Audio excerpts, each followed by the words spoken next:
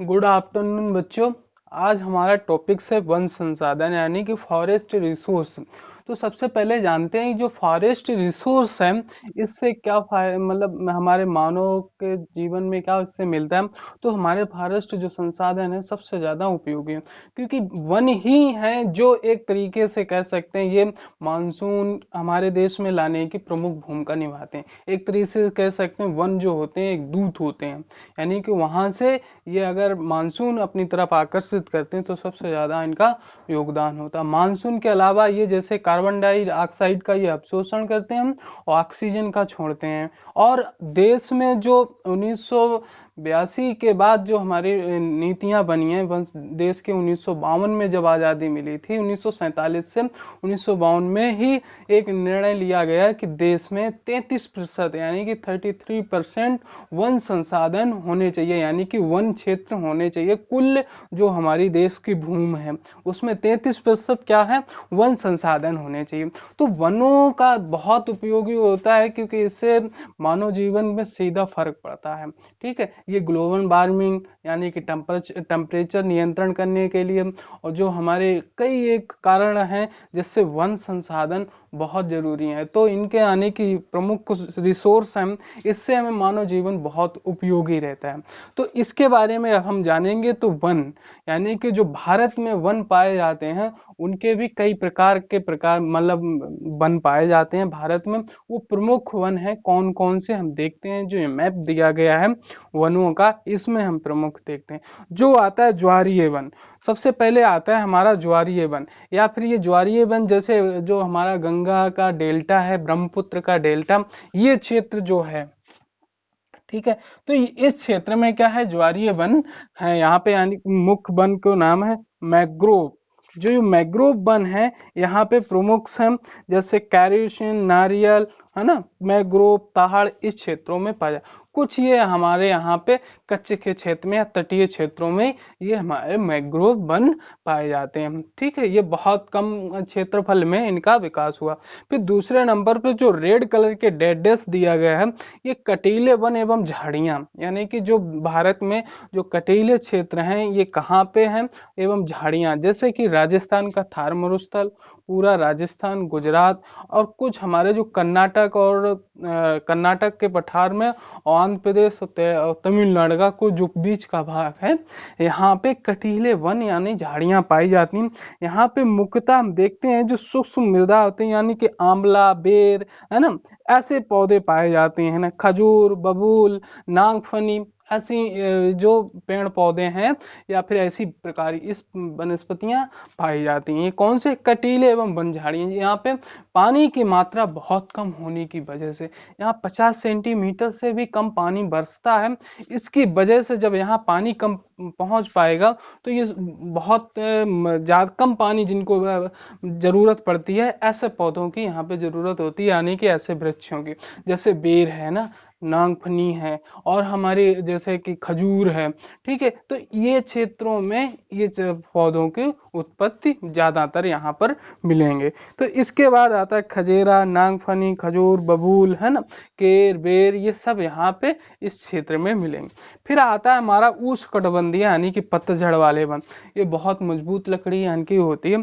पतझड़ माने कि कुछ समय के लिए ये अपने, जब बसंत ऋतु आती है तब इनमें नई कोप निकलती है, और ये जब ये हमारी बरसात के बाद शरद ऋतु जैसे ही आती है तो ये अपने और कब फिर ये इन पे आ जाता है पत्ते। ठीक है, जब बरसात ऋतु आती है, और पतझड़ जब आता है तो हमारा जनवरी या फरवरी में जब आती है तब उस काल में ये पत्ते अपने गिरा देते हैं, यानी कि वर्ष में ये एक बार अपने पत्ते गिरा देते हैं और बिल्कुल सूखे से महसूस होते हैं। जब फिर नया बसंत ऋतु आता है फिर यहाँ पे नई कोप निकलती है और हरा भरा जब खूब हो जाने लगता है तब ये बस जो मानसून जब आता है तब इसका प्रभाव पड़ता है। तो इसमें प्रमुखतः हम कौन कौन से वन पाए जाते हैं, ये सबसे बड़ा भाग है भारत में पतझड़ी वनों वाला। जैसे कि यहाँ पे टेम्परेचर वेरिएशंस बहुत ज्यादा होता है, यानी कि टेम्परेचर कम ज्यादा बहुत ज्यादा होता है, क्योंकि सर्दियों में यहाँ पे टेम्परेचर बहुत कम हो जाता है, 10 डिग्री तक आ जाता है, और गर्मियों में टेम्परेचर 44 डिग्री तक इस क्षेत्र में हो जाता है। तो टेम्परेचर कम ज्यादा होने की वजह से ये पेड़ जो होते हैं मजबूत होते हैं।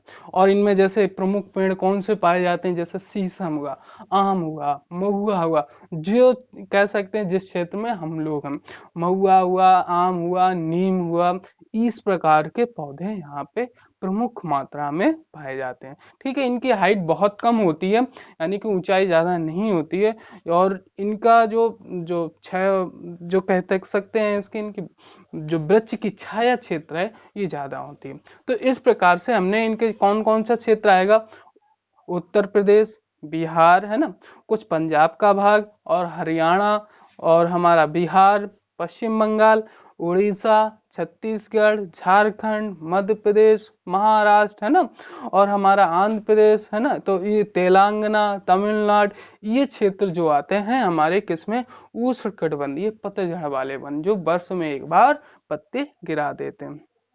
फिर आते उष्णकटिबंधीय यानी आर्द्र वन, यानी कि जो पत्ते हरे भरे वर्ष भर बने रहते हैं, जैसे कि केरल का तट यानी पश्चिमी घाट, ये गुजरात से लेके और हमारा केरल से, फिर ये तमिलनाडु का कुछ क्षेत्र, और ये हमारे पूर्वोत्तर भारत में भी ये वन पाए जाते हैं, जहां पर ये वर्ष भर सदाबहार, इन्हें वन भी कह सकते हैं। और ये सदाबहार यानी कि इनमें सदा पूरे वर्ष भर ये हरे भरे बने रहते हैं। तो ये प्रमुख यहाँ पे वन कैसे हैं, रोजवुड है ना, तो यहाँ पे प्रमुख वन पाए जाते हैं, जैसे रोजवुड हुआ,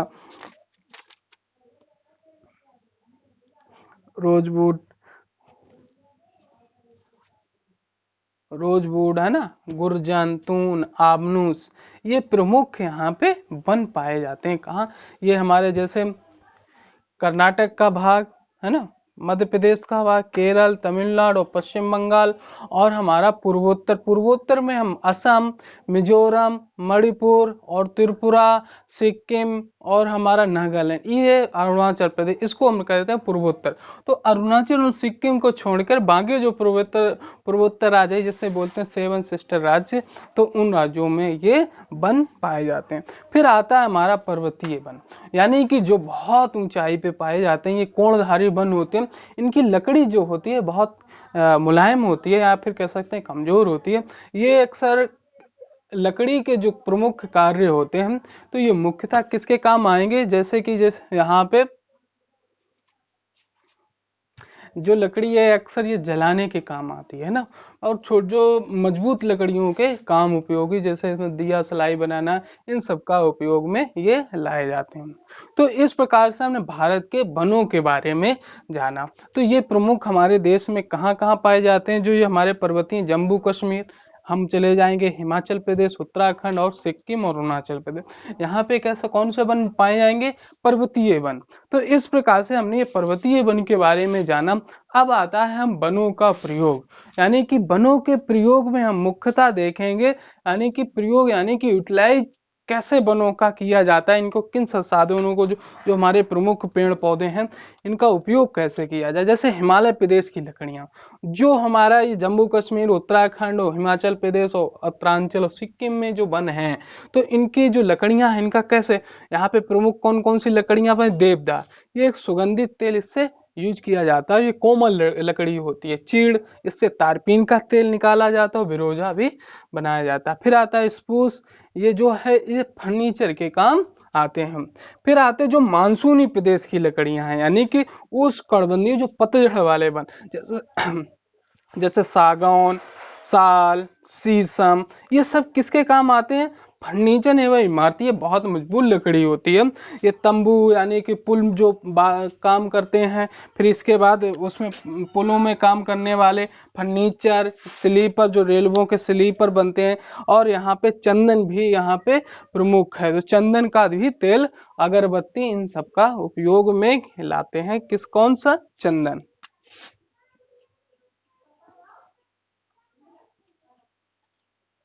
ठीक है, चंदन का प्रयोग करते हैं। फिर आता है सदाबहार प्रदेश की लकड़ियां।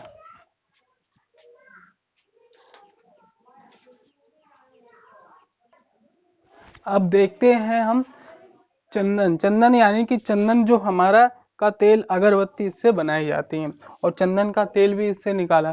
फिर आता है सदाबहारी प्रदेश की लकड़ियां, जो यानी कि सदाबहार यानी कि जो हमने बताया था उष्णकटिबंधीय जो आर्द्र वन, यानी कि ये हमेशा हरे भरे बने रहते हैं। और इनमें कौन कौन सी लकड़ियां, जैसे आबनूस, रोजवुड, गुर्जन, तून, ये प्रमुख हैं। तो यहाँ पे जैसे इसका प्रयोग किया जाता है फर्नीचर, रेल के स्लीपर आदि कार्यों में इन लकड़ियों का प्रयोग किया जाता है। फिर आता है भारत का जो कुल वनाच्छादित क्षेत्रफल है 6,92,027 वर्ग किलोमीटर है, जो 21.05% है। ये वर्ष 2011 का आंकड़ा है, यानी कि भारत में जो कुल क्षेत्रफल है इसका पूरा, उसका 21% में वन पाए जाते हैं। तो इस प्रकार से हमने वनों के बारे में जाना। अब आता है हमारा अगली हेडिंग वन संरक्षण, यानी कि जो वन का संरक्षण है ये बहुत जरूरी है, क्योंकि अगर वन नहीं होंगे तो मानव जीवन का जीना बहुत मुश्किल पड़ जाएगा। तो सबसे पहले आता है इनके संरक्षण कैसे किया जाए, इनकी यानी कि रोकथाम कैसे किया जाए, और इसके अलावा इसका मतलब सही तरीके से इसका प्रयोग कैसे किया जाए। तो इसके बारे में हम देखेंगे वन संरक्षण।